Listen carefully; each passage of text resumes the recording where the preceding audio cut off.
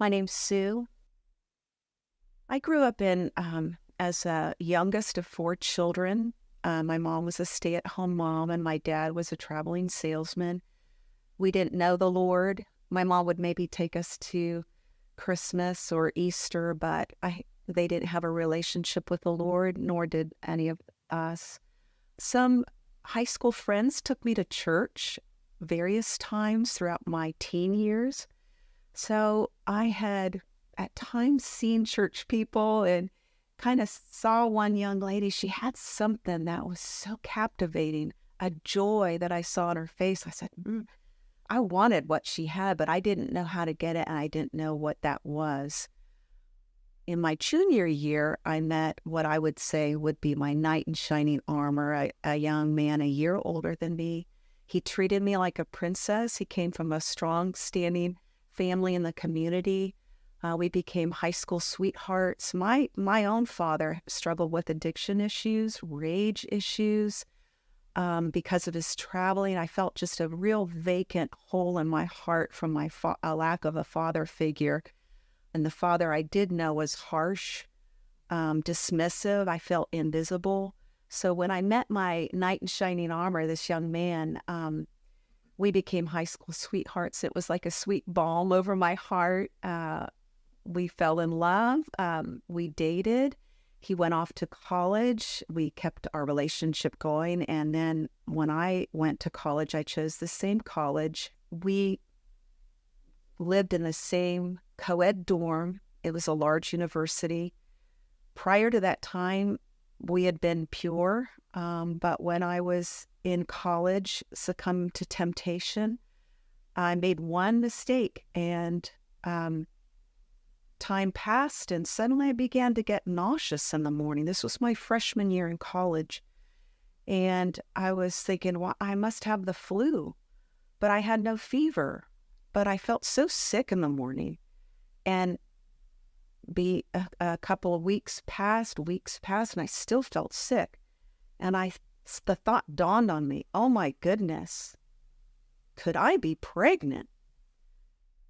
I talked to my boyfriend. He's like, Sue, no way.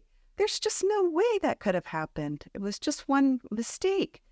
And, but as the nausea continued, we made it. He said, oh, we'll put your mind at ease. We'll go to the campus women's center and get a pregnancy test. We went there, and our worst fear was confirmed. I was told I was pregnant. I was 18 years old, a freshman in college. When I left for college, my mom left my father under very traumatic circumstances, so I was already reeling from the knowledge that my mother was gone. And now I found out I'm pregnant. We didn't know what to do. We felt like our whole world was imploding on us.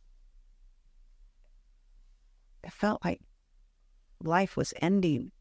And his family was so upstanding in the community. It's like, I can't tell my parents. I don't know what they'd do to me. They'd probably kick me out of the house. It'll bring so much shame. I couldn't approach my father. I really had no relationship with him at that point. I didn't want to talk to friends because I thought, I hear him just starting in college. Who do I have to talk to? I feared shame and rejection. We were trying to think, what are we going to do? Within a couple of days, my boyfriend came to me, said, let's have a talk. He presented me with a pamphlet on abortion. He had gone back to the women's center and talked to the staff there. And he told me, I think we should have an abortion. I think that's what we should do. What else are we going to do? We have no money to support a baby.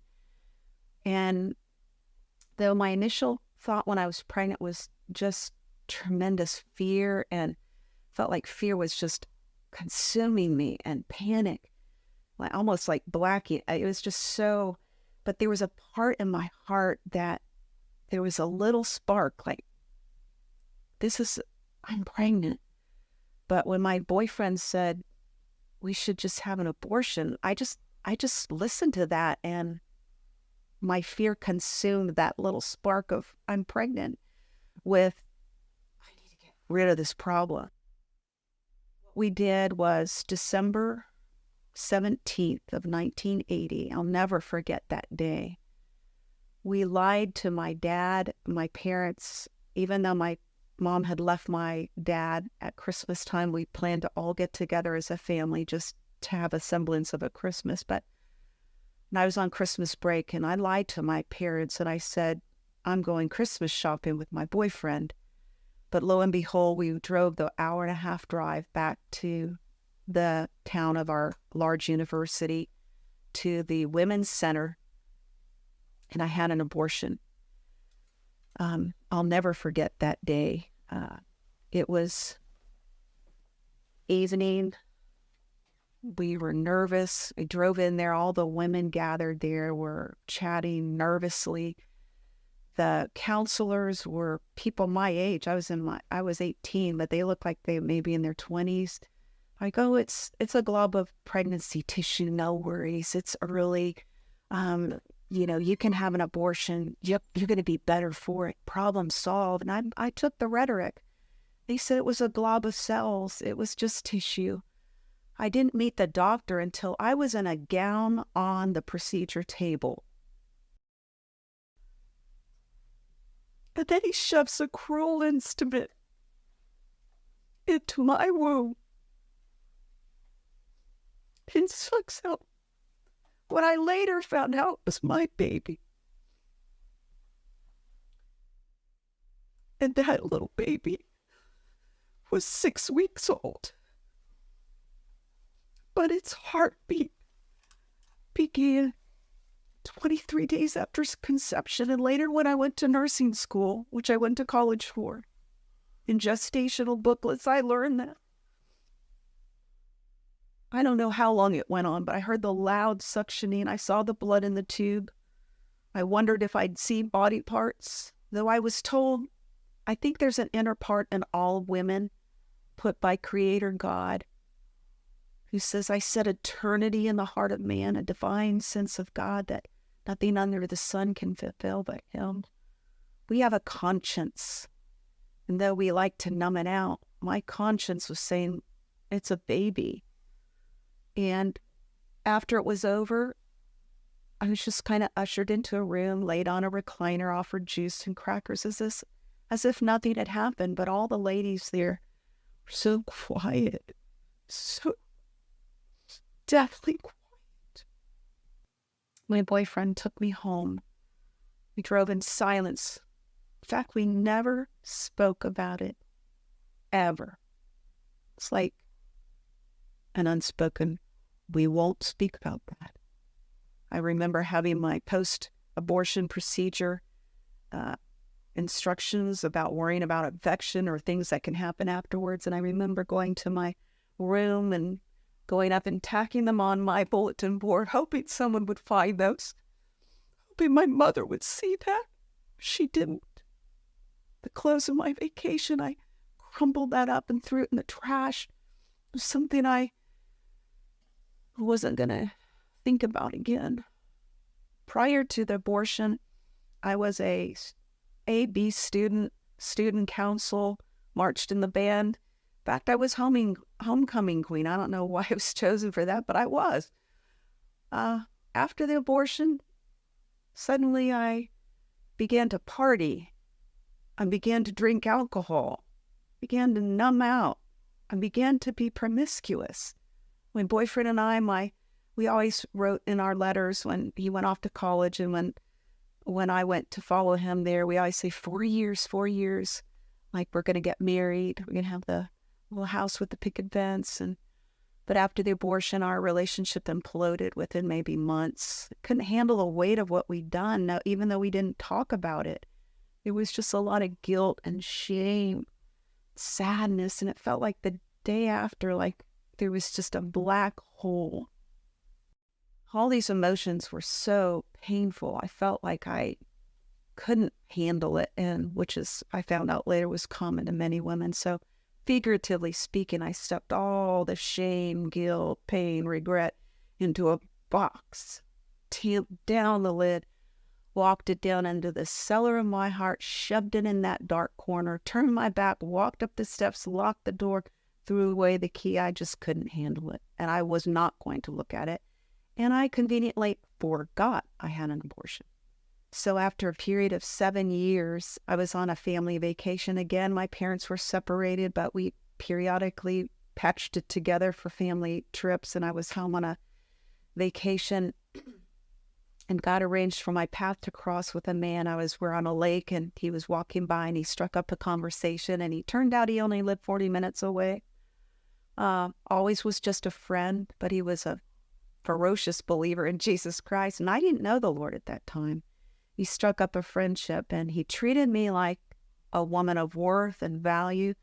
He shared the gospel with me. He talked about Jesus like Jesus was his best friend.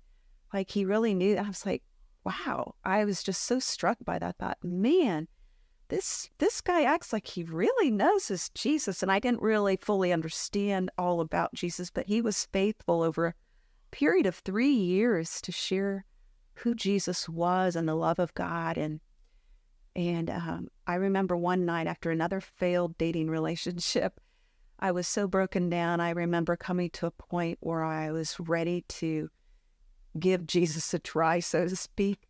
I called my friend Tom up. I said, Tom, I don't know if Jesus is even really true, but if he is, I'm ready to ask Jesus into my heart. He explained that's what you do. And he led me in a prayer, and I remember praying. I remember the exact spot on the floor, talking with, it was a landline at the time, and talking to my friend. And I remember saying, Jesus, I don't know if you're real, but if you are, please come into my heart and save me. Please rescue me. I want to follow you. And he led me through that prayer. And that day I gave my life to Christ. And that's when my life began to change. And God began to set up things. He already had been working all my life, but he began to, turned out right after I got saved, my friend Tom lived 40 minutes away, so I wasn't going to his church. But there was another nurse that I worked with, and she said, hey, Sue, I'm going to be visiting churches because I really want to get back to church. She said, would you like to come and go to church with me? And I'm like, would I?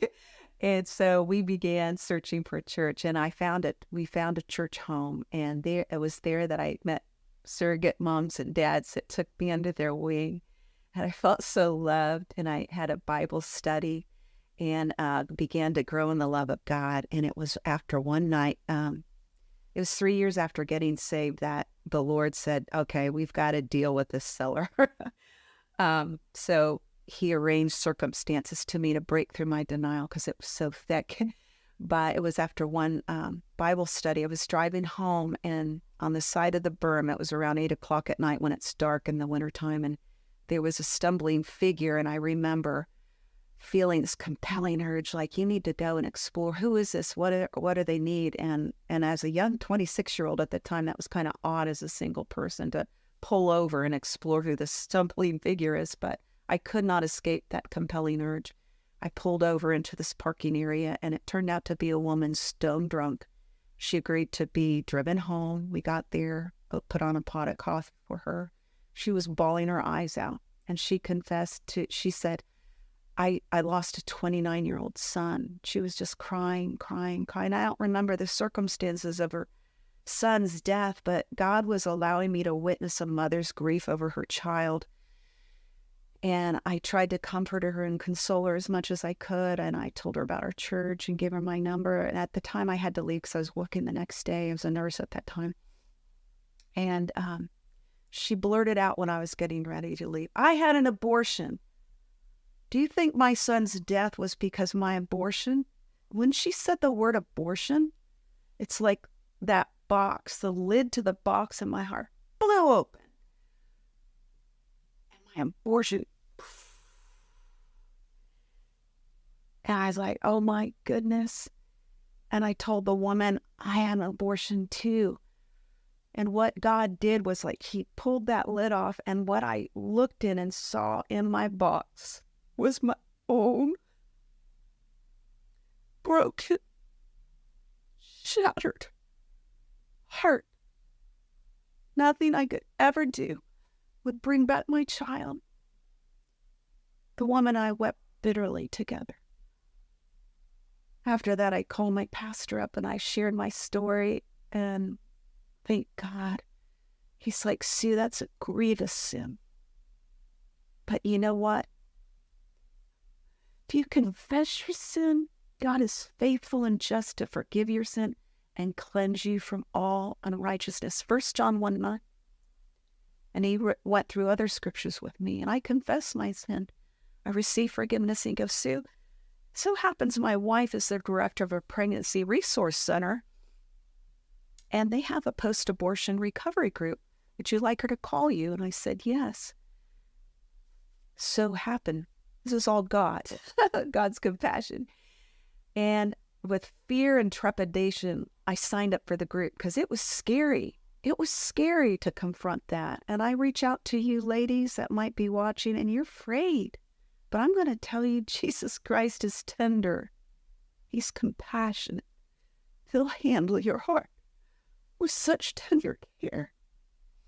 I signed up for the group, and the group was called Forgiven and Set Free. And the motto of the group is, you shall know the truth, and the truth will make you free. And I came to know the truth, Jesus Christ, in the most intimate and personal way through that group, as he put my heart back together, piece by loving peace. And the women in the group became Jesus in the flesh to me, so to speak, as they loved me. And we went through the Bible together, embracing the truth, repenting, and basically going through the grief process. That book is tremendous. I would highly recommend that Bible study booklet, Forgiven and Set Free by Linda Cochran. One night I was praying on my bed at night, not even thinking about the abortion, when we had just gone through the Bible study about forgiving and acknowledging your loss and letting go. And the women in the group and the lay leader said, this would be a time to name your child, because we were preparing for a memorial. And she said, some women get a sense of the gender, doesn't make sense. But God, God knew your child, because Jeremiah 5 says, before I formed you in the womb, God knew you. So God knows you. But I thought, Lord, I'm not going to make up a name, because I just didn't feel good about that. I said, if you want to reveal it to me, please do. And I was praying on my bed one night, not even thinking about my abortion, just praying. And suddenly in my mind's eye, this image of this beautiful blonde, blue-eyed boy came running to me. And he was about waist high, and he looked up at me and he said, Mommy, I love you.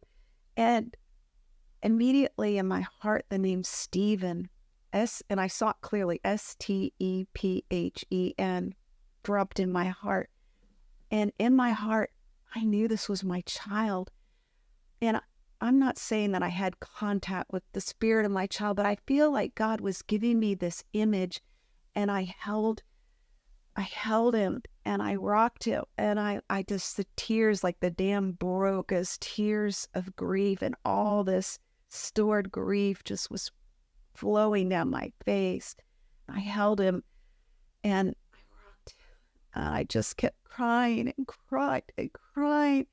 Felt like it would never end, but it was so cleansing and so purging. And I said, I remember looking at him, I said, do you forgive me? And he said, of course I do, Mommy. I love you. I remember that face just like it was yesterday. And peace just dropped in my heart. That's when I told my pastor later. I had to update him on everything that had been going on in my group and this experience. And he said, Sue, I'd like to offer a private memorial for you. He offered to meet with an older woman after choir one night, to just the three of us, to have a private memorial. He read scriptures, and we honored the life of Stephen. And at the end of the memorial, he said with a glint in his eye, because Sue, I don't know if you know this, but my son's name is Stephen. I was blown away that God, in his compassion, would put it on my pastor's heart to offer this memorial, and his own son's name was Stephen. I was catapulted to new levels of just the love of God. Well, it was nearing our own post-abortion group's memorial, and we decided we were going to plant a tree to symbolize that despite our children's tragic deaths, God could still create new life and give us new beginnings. And so a church nearby had agreed. The pastor said, sure, you can plant your tree near the children's ministry area playground. And so we met the last group, and we all brought little booties, or I brought a song I had written for him and his name plaque, which means crowned one. And we all put it in a shoebox, buried these mementos to our children. And we went to the church and we dug a deep hole, put the box there, covered it with dirt, and gathered round with hands interlinked and saying, Jesus loves the little children. We committed our hearts anew to Christ and thanked him for the redemption that he brought to us. And I remember it was at that moment, standing in a circle around our newly planted rose of Sharon bush, that I felt like God showed me that box again. The box that had been in the cellar, that had had the broken heart, but it was empty. My heart had been mended, and it had been given wings to fly. And I knew the truth that those who are free in Christ are free indeed. And not only that, but within 2 years after that group, God brought another Stephen into my life, and this was to be my husband. God actually plucked him from Arizona, dropped him in the city I was living in Ohio, and he happened to open a Yellow Pages booklet and said, you know, he was in school at the university at the time, and he said, I'm going to visit this church, and I happen to be singing offertory. And he said, I'm going to meet that woman. And later, within a year or two, we got married. And what was so cool was within maybe another year or two, he felt this drawing in his own spirit to go back to his spiritual roots. So he said, Sue, I'd really like to visit this other church. Would you be willing to go? How do you feel about that? And I said, well, yeah, honey, if that's your leading, I'm happy to go visit. And little would you know that the church we pulled up that he had chosen was the very church where my son's memorial was. Holy God. We visited the church, and it was confirmed that that was where we were to plant and to serve. And because of the amazing nature of my child's memorial at the back of the church, I shared that with that pastor. And little would you know that he'd say, I would love for you to share this story on Right to Life Sunday. So there I did. I shared the story of my child, Stephen, at the very church where the memorial was planted. And I thought, isn't that like God, the Redeemer, the Restorer? And since that day, just to testify to his goodness, he led me to write that story. It was published in a Christian magazine. I sent it, got on the radio drama Unshackled. I then began to speak. I then became the coordinator of Abortion Recovery Ministry. That I was blessed to have 2 children of my own, and they are gifts of God. My husband has spiritually adopted my child is waiting for me in heaven. My sons know about my child and their half-brother. Our family has used this story as a platform to preach the gospel of Jesus Christ. He came to set captives free. He values little babies in the womb. He values your life. He wants to redeem your life. He wants to bring people into abundant life that's only found in him. So if I were to talk to anyone considering abortion, I would say choose life. Your life matters. Your child's life matters. If you can't care for the child, there's adoption. If you carry it and you come to the point, I even bore my child, I'm overwhelmed, there's safe haven laws in all 50 states. You can surrender a child up to 30 days after birth even, and it will be at a fire station or a hospital, be cared for, it will be adopted. I know my best friend intercessor good friend. She adopted a child that her birth mother was at the clinic, changed her mind, and now she is the beautiful mother of that child. She said he's a strapping 17-year-old man full of destiny, and it ended 7 years of her infertility pain. There are families waiting, craving, desiring to have your child. If you can't care for it, you can give it up for adopted. You can give it to Safe Haven. And then pregnancy resource centers. I have another friend who was a single woman and in difficult circumstances, but she chose to parent her child. Pregnancy resources centers offer free resources, parenting classes, community services, diapers, formula, parenting classes, discipleship. So life, and you won't go down the same path. Post-abortive women suffer depression, grief, guilt, regret. Many suffer flashbacks, infertility. I had breast cancer. There's a breast cancer link. You don't want to do that.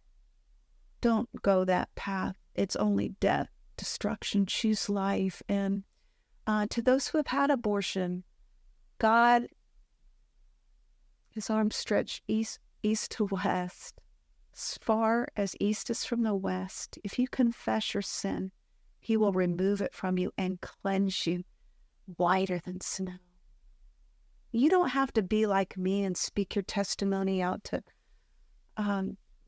thousands or hundreds of people or write stories, but it will allow you to be a better mom. Let him heal you. There's supportafterabortion.com. There's optionline.org to follow those. There's Krista Elijah's ministry. There's all kinds of ministries out there. There's healing for you. Get healed. Get whole. Let him let you be a good mom. God's healed me. It's been painful. I'm 61. I had the birth of 2 grandbabies. There's still layers of healing. Abortion doesn't end then. There's layers of healing. But I keep coming higher and higher. I am healed, but it doesn't mean I don't grieve. I remember my child and I honor my child. So I want to give you encouragement. If you've had abortion in your past, no matter whether it's 1 or 4, there's healing for you. There's cleansing for you. There's purpose for you. Don't let the devil clamp you down and shut your mouth.